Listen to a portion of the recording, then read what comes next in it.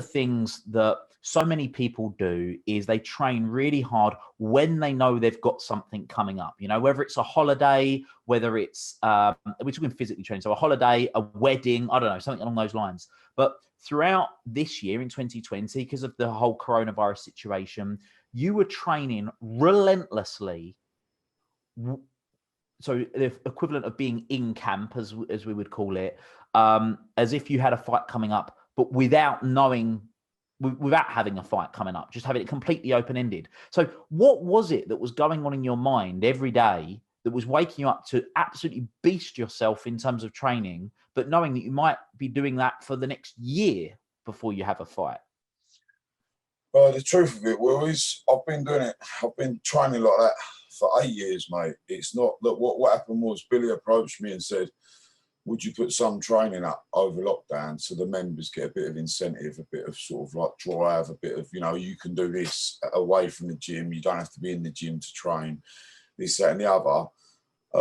And I started putting it online, Will, and I think people thought I was putting it online, like yourselves. You believed it was just because of lockdown, this and that.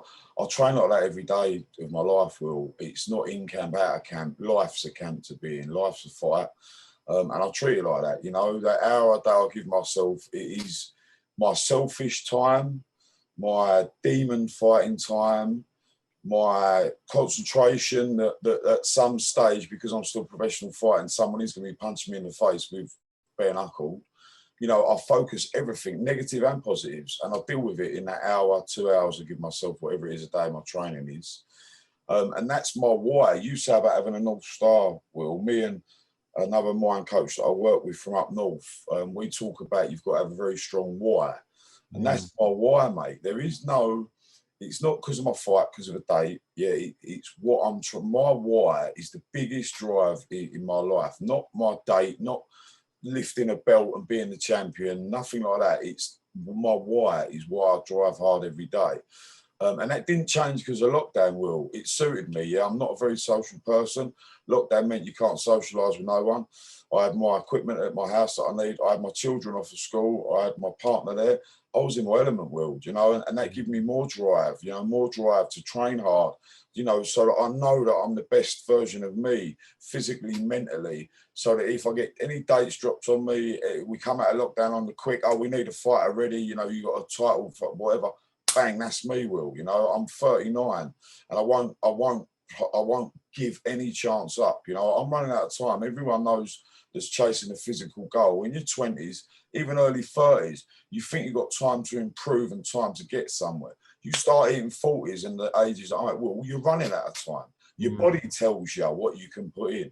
You know, not your drive, not your, oh, I'm going to do this, I'm going to do that. Your body's telling you, you ain't doing shit today because you feel absolutely battered.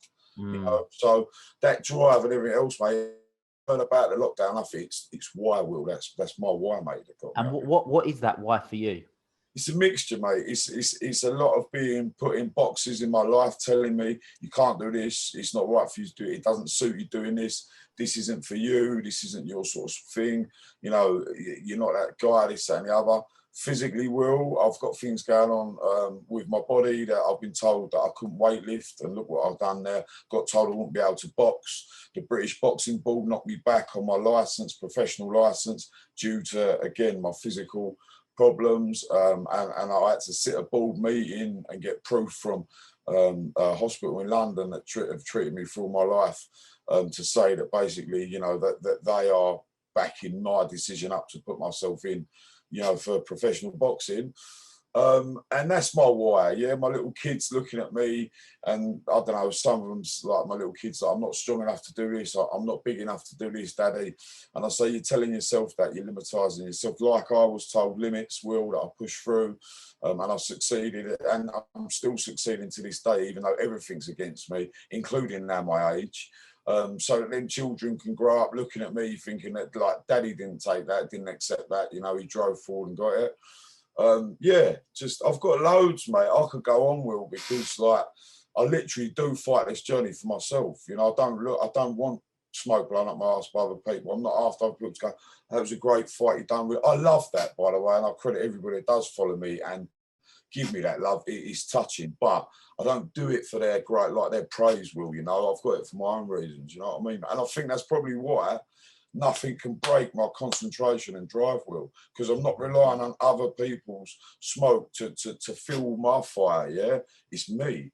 On my worst day of my life, I've got as much drive as on my best day of my life, because I create that. No one else.